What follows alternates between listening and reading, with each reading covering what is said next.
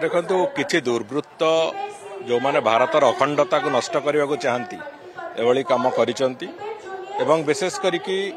समग्र भारत में विभिन्न राज्य रे भी हाई अलर्ट जारी है आज एवं एठी भी समान भाव में ओडिशा प्रदेश गतकाली ठारू ए घटना घटला 6टा बेलू ता परठू संपूर्ण रूपे पुलिस विभाग तरफ तार समीक्षा करवा एवं से बाबद जा पदक्षेप नवा कथा से कथा को संपूर्ण रूपे करा जायछि एवं द्वितीय कथा होछि एतरे आ गोटे गुरुत्वपूर्ण कथा होछि श्रीमंदिर आम समस्तंकर आदरर केन्द्र श्रीमंदिर सुरक्षा दृष्टि जहाँ जहाँ पदक्षेप नवा कथा ताकू भी करा जायछि समग्र ओडिशार जो विभिन्न इम्पोर्टाट जगह गुड़िक समस्त इम्पोर्टाट जगह गुड़िक सुरक्षित रखापी तार एक्सरसाइज आरंभ हो जाइए